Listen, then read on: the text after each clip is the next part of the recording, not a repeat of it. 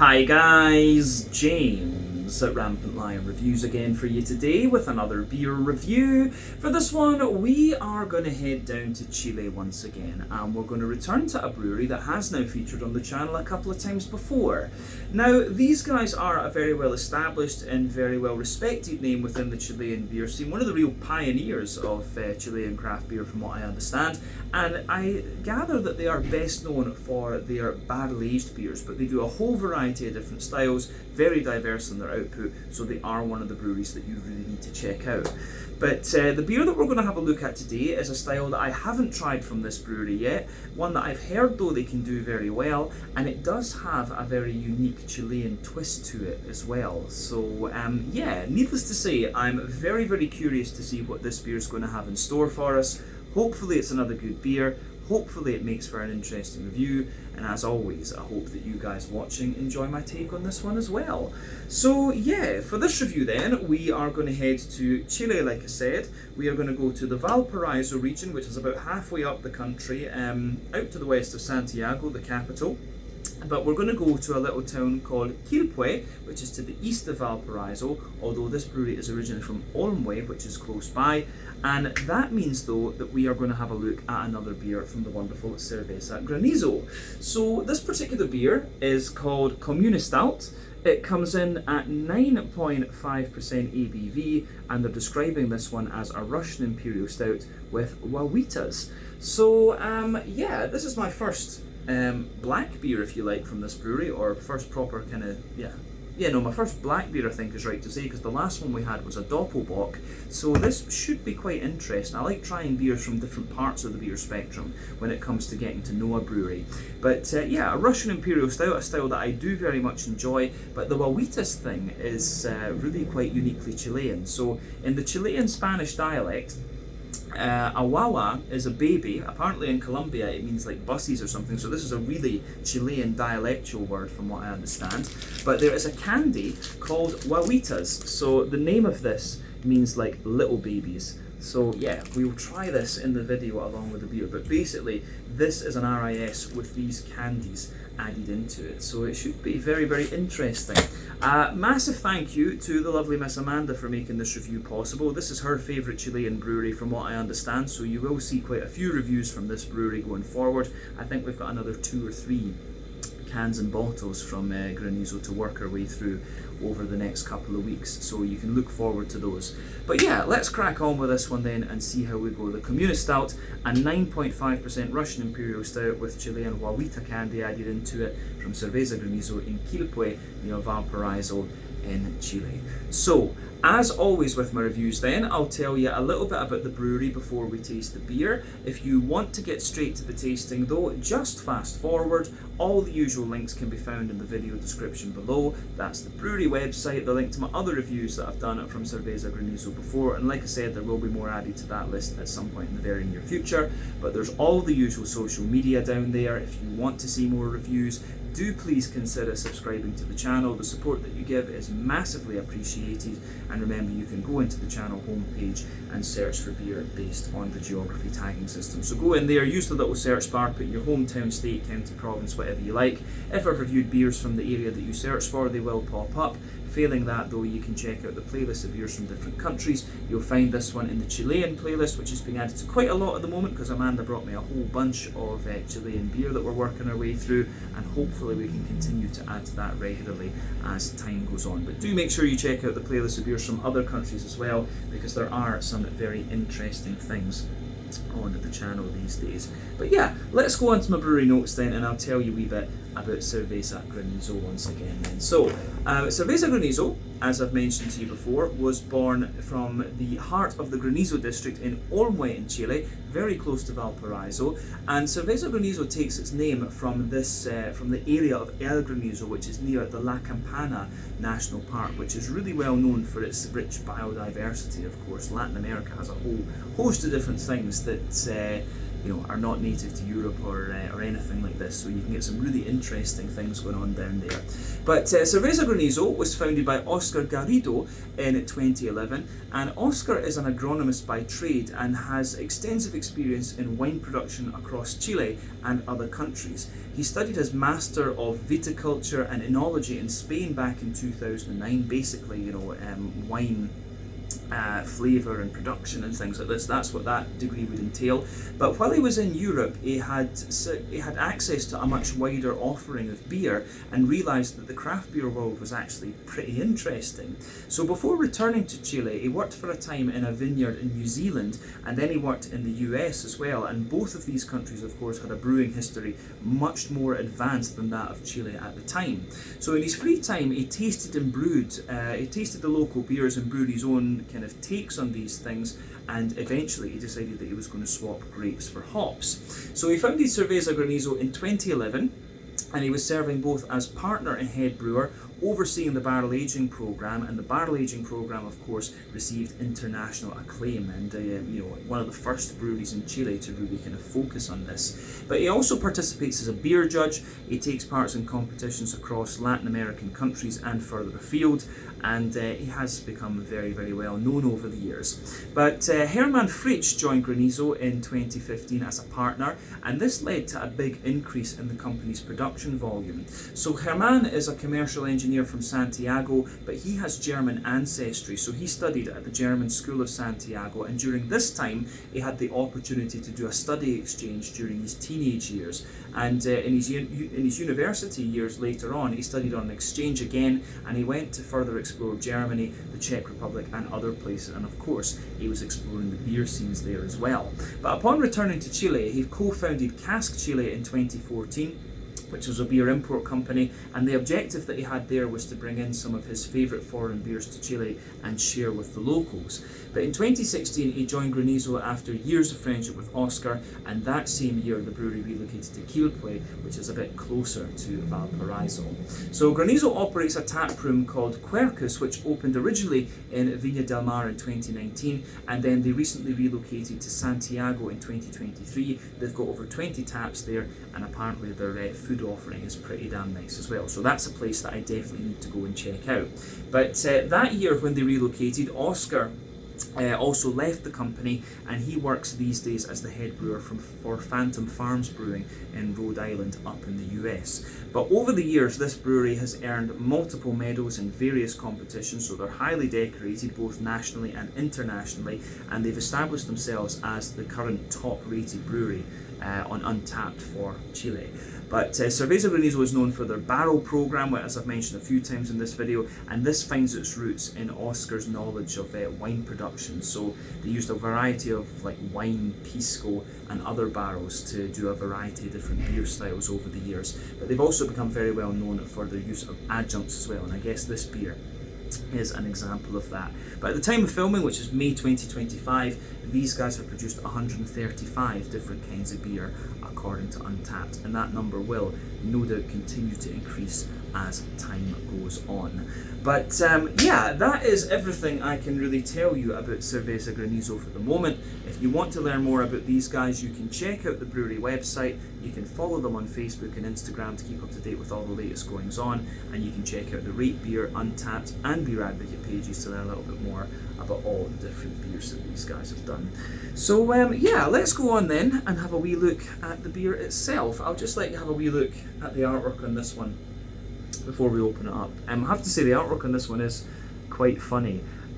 So yeah, there you can see they've sort of done an old kind of communist artwork mock-up there, and I think Amanda was telling me that she thinks the joke in this one is meant to be the old thing about, you know, communists eating babies. So that's why they've done the Komunistout with this one. You know, when you do this one, you're drinking babies with the Guaguitas candies, of course. So yeah, you can see actually on the red flags there, it's the Granizo snowflake, which is kind of interesting, and that is of course the symbol on the top of the can here, Granizo. But yeah, plain silver top on the can. This one I think is 473 milliliters. I think it's an American pint. Yeah, 473 milliliters, 9.5% ABV, Russian Imperial Stout, as we said, with these Guaguita candies added into it. So yeah, these things, which we'll try a little bit later on. I did like it actually how they've used the U here, because this letter in Cyrillic is actually like tss, like a T and an S combined. So yeah, I like that how they've used it just to give it the wee Russian effect there. But yeah, that little letter that looks, it's kind of like micro, the symbol for micro meters and stuff like that. It actually is like a tss sound. So yeah, that's my nerdiness coming out. But yeah, let's get this guy out into the glass then and see what it's all about. The Komunistout, 9.5% ABV. Oh, thought it was going to explode on me there. From Cerveza Granizo in Quilpué, near Valparaiso, down in Chile. Let's get it out and see what we have here. It's pouring pretty nicely. I'm curious to see how sweet this one is going to be, because it does say it's an RIS, which I do enjoy. You know, I like the more kind of roasty, toasty, bitter imperial stouts. You keep getting all these pastry stouts these days, but you know, it is an RIS with these kind of candies into it. So I'm curious to see what the balance of this beer is overall. But yeah, we have maybe about 3/4 of the beer, 80%, something like that, out and into the glass. And yeah, that's definitely enough to take a look at it. So before the head disappears, you can see that this beer is poured with just under a half finger of a frothy, I would say, kind of beige fawn coloured head. And I can see I just got a little whiff of it there. This is proper RIS, which I'm quite happy about. But that head is obviously going to fade away to be a kind of thinner foamy layer as we go on, and you can see that starting already. But you've got that thicker ring around the edge of the glass there, some medium-sized bubbles on the surface of the liquid, and a few kind of foamier ones as you go further up the head there. But colour-wise, it's a lovely dark ebony rosewood. If you shine the light through it, it's got a little bit of that kind of Coca-Cola, Pepsi sort of coloured edge to it, like a very dark chestnut. But yeah, ebony rosewood is the kind of colour that you can see from this one. So remember, the colour of your beer depends on a few things. One, the type of malts that you use. This goes a long way to determining your EBC rating. Two, length of your wort boil is going to play a role, because the longer you boil the wort, the more the sugars caramelise, and thus you get a darker colour of beer. And three, any barrel aging that you do or adjuncts you put into the beer will affect the colour of the beer as well. But when it comes to black beers like this, it's very difficult to influence the black malts and things. It's very difficult to influence the black malts with barrel aging and stuff like that. I've only ever seen that done a couple of times. But yeah, not too much in the way of visible carbonation with this one, and it is pretty opaque. I don't think there's too much else that we really need to say about the aroma, or about the appearance of this beer. Sorry, we should move on and talk about the aroma then. So let's do that. So let's have a wee look at this and see what it's all about. Oh yeah, okay, right.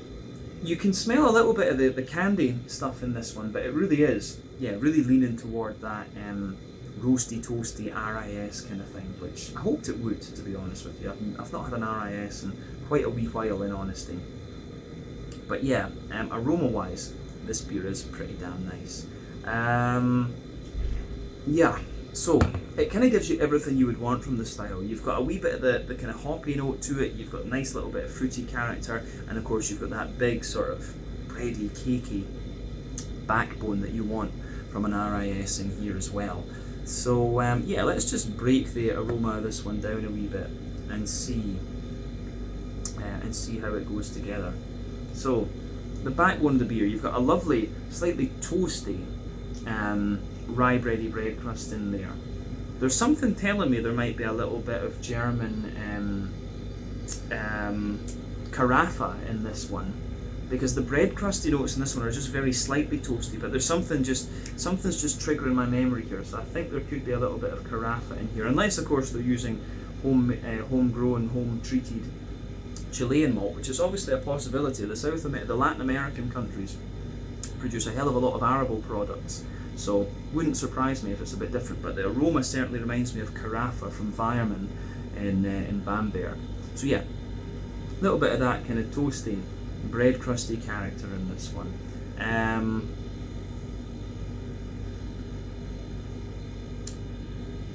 On top, like beyond that, you've got a little bit of woodiness to the beer. Maybe a wee bit of cracker as well, but very minimal. Yeah, more woodiness. Then there's a nice rye bready layer to this one. Yeah, so toasty bread crusty character, nice kind of rye bready layer in there. and some wholemeal brown bread above it as well.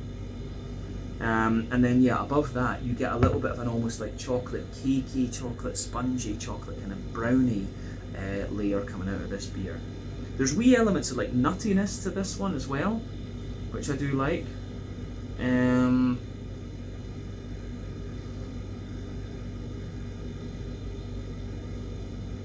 So yeah, there's nuttiness within these layers, especially within the kind of cakey layer, I would say.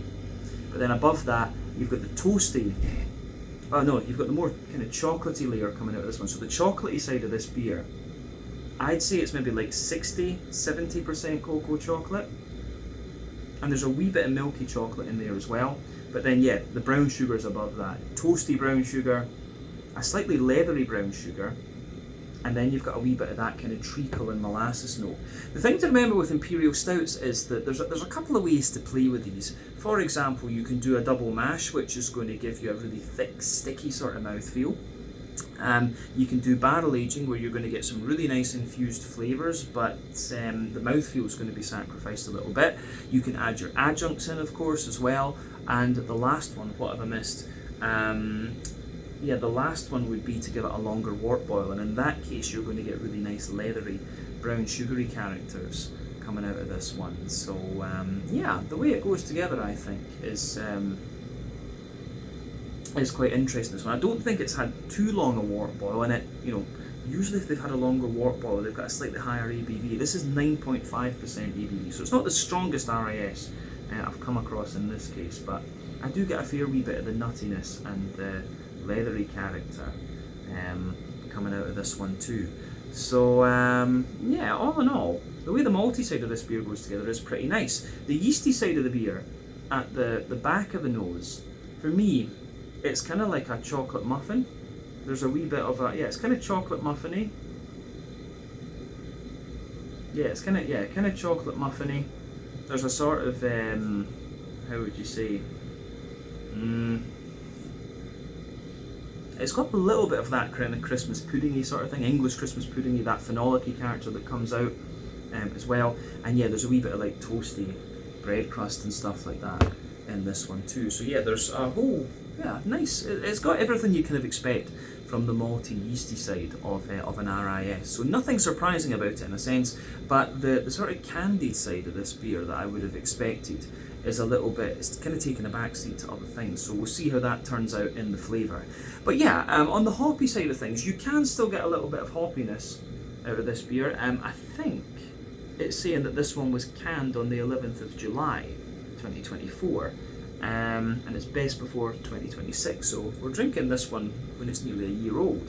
But so some of the hoppy character will have dropped out of this obviously, but you still get a nice little bit of it. So there's some nice earthy notes out of it, a wee bit of herbally, woody kind of thing, floral aromaticity, and of course you've got a nice wee bit of yeah, you've got a nice little bit of grassiness to this beer as well. So yeah, there is a little bit of hoppy character left in this one, which I have to say I do I have quite enjoyed.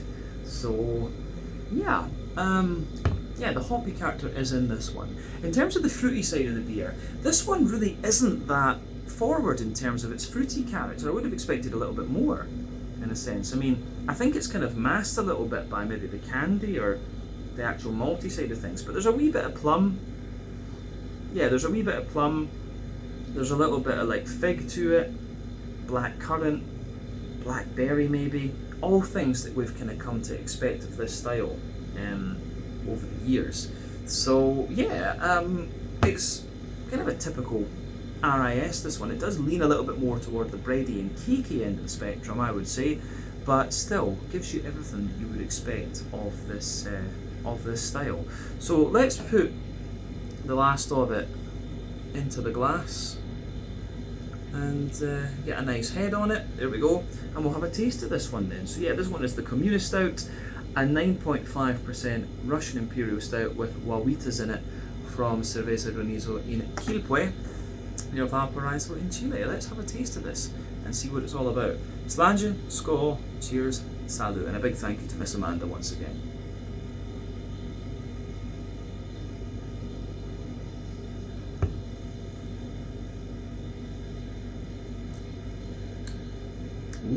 Right. That's good. I will say straight away, this is nice. It is actually, it does have quite a bit of a, impact. It does give you that nice big roasty toasty, like well fired RIS bitterness that you want. So I'm quite pleased with it in that regard. And I will say it gives you more of that than than you would think. If you think about what the aroma gives you, this beer gives you a lot more of a kind of wallop, if you like, than you think it's going to. I was expecting it to be a little, like a little bit roasty and toasty, but then a wee bit more kind of sweet leaning because of the candies in there. I've only taken one sip of it, right enough, but what I'm wondering already is, am I actually going to be able to feel the flavour of these candies at some point? I think you maybe can a wee bit further forward on the palate, but yeah, it's interesting nonetheless. So let's just try and, I'll say straight away, this beer gives you everything you'd expect. You've got the roasty, well-fired backbone in there, you get some of the cakey, chocolatey and brown sugary flavours into the aftertaste, and there's the wee bit of fruit. But let's just go through it and describe it more in depth, as we always do.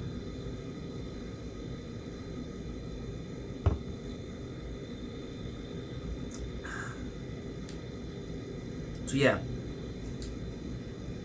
I think you get the candiness like in the beginning of the flavour further forward. So yeah, start with the middle third of your palate then. The backbone of the beer, you've got that roasty, toasty, well-fired, bread crusty, black malty sort of thing going on. I think what I said about Carafa earlier on is probably not right. It's maybe Special B or just black malt that's in this. This beer does have a good little bit of dryness into its aftertaste. It's a properly like punchy RIS this. As you go further forward on that middle third of your palate, you do have the wee touch of woodiness that you very often get. I think that must be my palate, the little woody undertone. But yeah, above the roasty, well-fired bread crust, you get a kind of big, dense, rye bready character coming out of this one, which is really, really nice. Then above that, you get a kind of, you get a sort of wholemeal, brown bready sort of thing coming out of this one.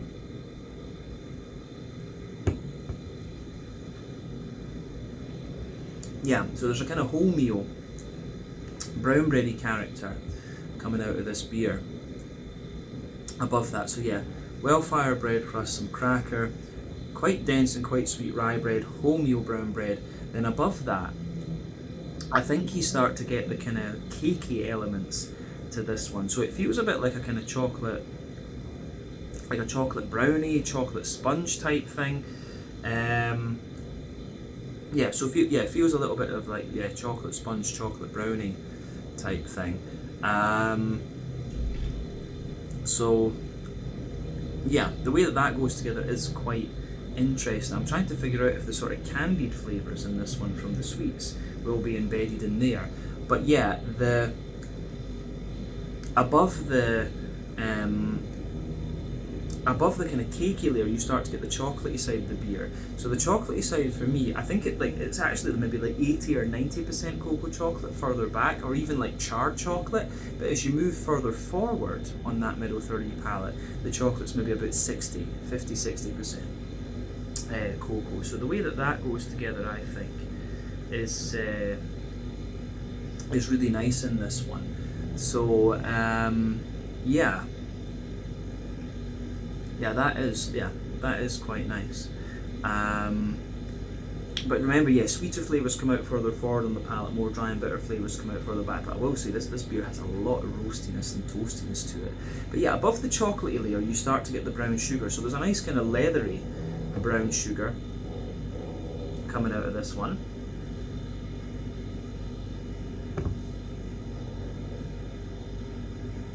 Yeah, so there's a nice kind of leathery brown sugar coming out of this beer. But it doesn't feel like this beer's had a double mash or a longer wort boil. So yeah, but you just have this little leathery base of brown sugar. In fact, no, lies. There's a kind of toasty brown sugar in the base, then there's a leathery brown sugar above that, and then in the dead centre of your tongue you can feel that kind of more oily circle there, and it's kind of, that's more, it feels like it's surrounded like a sweet caramel, but at the dead centre it is a wee bit more like a kind of treacle molasses sort of thing that's coming out of the beer in a sense. And there's wee bits of nuttiness just pushing their way out of this one as well. So yeah, I think that covers the middle third of your palate in this one, and that is where the majority of the complexity is. Let's go to the back third of your palate then, and as I've often said, the back third of your palate is going to give you very similar flavours to the middle third of your palate, but just at different intensities. So yeah, the border region between middle and back third of your palate, you get that nice little bit of kind of bready build up in there again, the rye bread in the base, the wholemeal brown bread in the middle, and then the more the more kind of cakey sort of notes above that. The base of the back third of the palate, yeah, the roasty toasty well-fired bread crust, the cracker, the rye bready layer feels a little bit lighter, taller and more airy. Pardon me, then yeah, the wholemeal brown bready layer above that feels a little bit lighter, taller and more airy. And then yeah, you have the kind of cakey layer sitting above that as well, like more chocolate sponge, chocolate brownie, and then just creeping over the top of that you have the more chocolatey, you've got the more chocolatey layers in there, the darker side of the chocolate as well, then the more leathery brown sugary characters as well. So that's quite interesting, and the yeasty character sits above all of that. So let's have a wee look at that yeasty note then.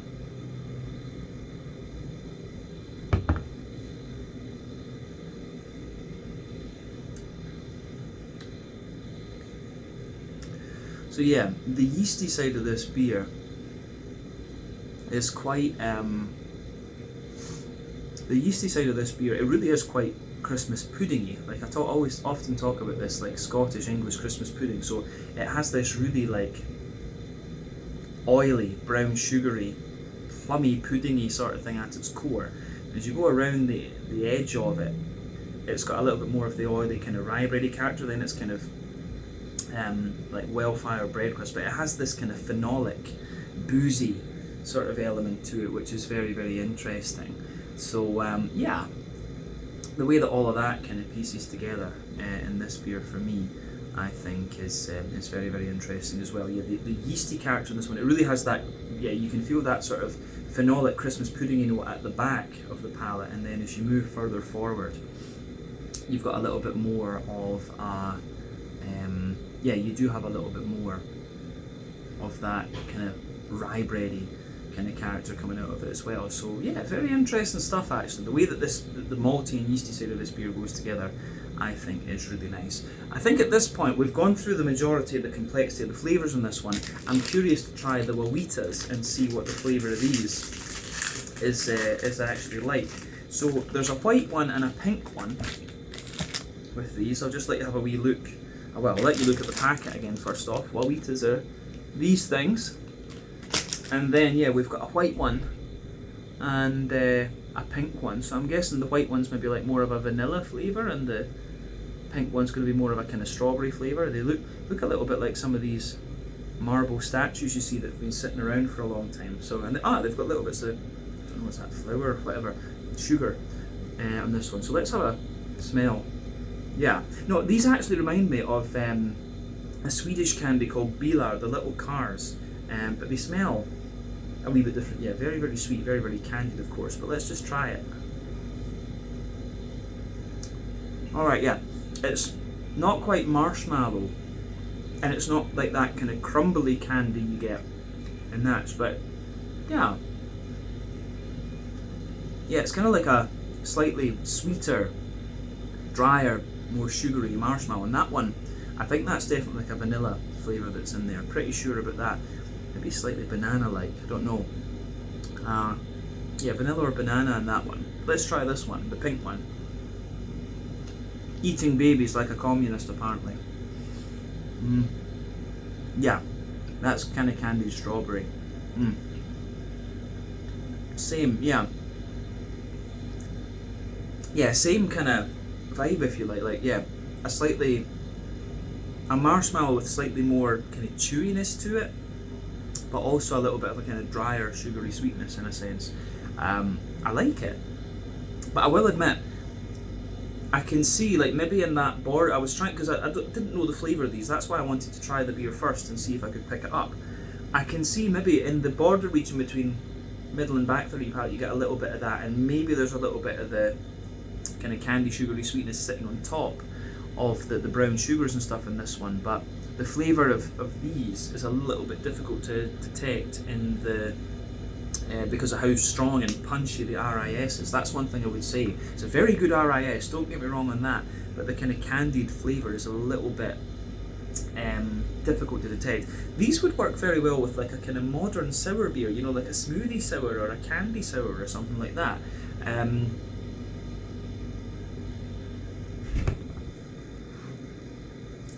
But I think as well, now that I taste it again, after having tasted the candy, the sweet, I really don't like saying candy, it's too American for me, but I haven't tasted the sweets.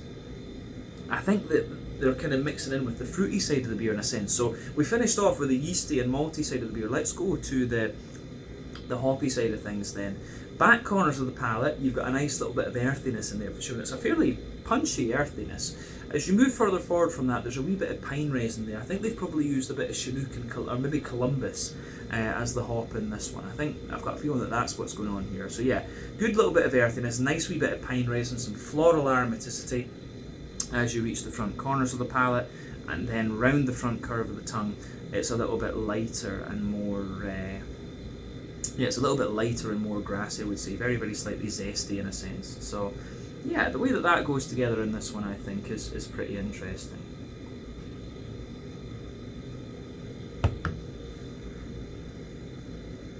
So, yeah, the hoppy character in this one just adds that wee bit more depth to the beer. Let's go to the front third of your palate then and the fruity side of things. So, border region between front third and middle third of your palate. Again, you get that nice little bit of bready build up in there. You've got the kind of rye bread in the base, the wholemeal brown bread above that, then the more kind of cakey characters at the very top. The base of that front third of your palate, yeah, roasty, toasty, well-fired bread crust. Yeah, roasty, toasty, well-fired bread crust. You've got a wee bit of the cracker, the rye bread, the wholemeal brown bread, the cakey sort of thing, the chocolatey notes out of it. And then, yeah, you've got the leathery brown sugars sitting above that too. Then you get that nice oily bubble where the juicy fruity esters just roll their way out of the beer. So let's have a wee look at that.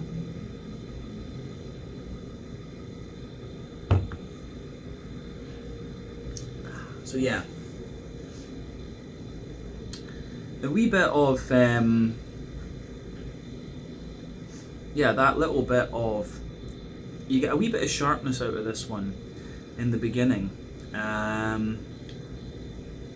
so there's a little bit of sharpness in there. You've got a lovely wee bit of kind of raisiny. If you go to the back of that front 30 pack, you get the raisiny sharpness on top, the plums underneath. There's a wee bit of drier prune underneath that too.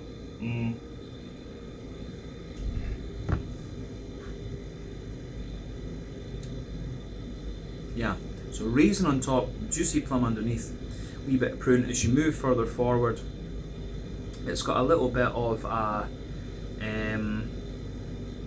yeah, it's got a little bit of a kind of figgy character in the middle of the tongue, and then as you move further forward, there's a wee bit of like, I think black currant underneath, and I'm getting that sharper blackberry on the front tip of the tongue too. But I think, yeah, I'm not sure if it's the fact that I've eaten the candy so as well, but you're getting that wee bit of like candy sugary note out of this beer into the aftertaste too. But yeah, the RIS, I think maybe the RIS is a little bit too strong of a style to mix these candies with in a sense, but I can understand why they did that for the, you know, for the kind of shock value of the branding maybe, or the shock value of the artwork, so I totally get that. But I think using the Guaguitas would maybe work a little bit better with maybe a smoothie sour or something like that, or maybe even a saison or something could work. But yeah, I do, you know, as an RIS, I really appreciate this beer, and I think it is really nicely done, and it's cool to try another different style from this brewery. But yeah, I think we've said everything we really need to about the flavour of this beer, so let's just round off with a wee quick look at the mouthfeel. So for me,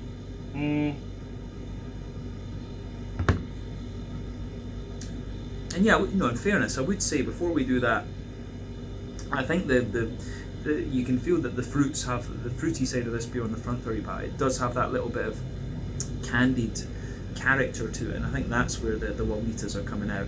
But yeah, mouthfeel wise, I mean, for me, this beer is, I'd say it's bottom end of full bodied. The carbonation is quite smooth in this one. It's got a wee bit of slickness to it. You can feel it's very, very clean. I mean, Chile has very good quality water, as you'd expect with it being a very mountainous country. But the IBU in this one, this has got to be like 80, 90 IBU, something like that. There's a lot of bitterness, especially from the malt base in this one. The hops at this time are contributing to it as well, but the malt base, roasty and toasty underneath, smoother in the middle, a kind of drier sweetness on top, and then a kind of more like sickly sweetness coming out of this one into the aftertaste too. Lovely juicy and kind of sharper fruits also. But yeah, the way that kind of everything pieces together in this one, I think is very, very nice. Like a proper old school RIS, this one. The Guaguitas are just that little bit hard to detect, in all honesty. So yeah, an interesting beer, this one. I'm really glad that I got to try it. So I think we can leave it at that for just now. So yeah, this one was the Komunistout, a 9.5% Russian Imperial Stout from Cerveza Granizo in Quilpué, near Valparaiso in central Chile. A Russian Imperial Stout brewed with Guaguita candies in it, and it turned out to be a pretty nice beer, this one. I'm going to enjoy sipping on the rest of this one with Amanda, so yeah, let's leave it at that for just now. So once again, thank you for watching my beer reviews. Until the next time, please like, subscribe, share, all the usual YouTube stuff. Let me know your own thoughts on this beer in the comments section below. Let me know what your favourite beers are from Cerveza Granizo are as well, and do let me know some other Chilean breweries that I should go and check out. And if there's a place I can find Guaguitas, I have to say I do quite like these. So yeah, let me know where we can import these into Hong Kong otherwise. But once again, thank you for watching my reviews. Check out my social media, check out Granizo's social media, and I'll see you guys on another review very, very shortly. Ciao just now.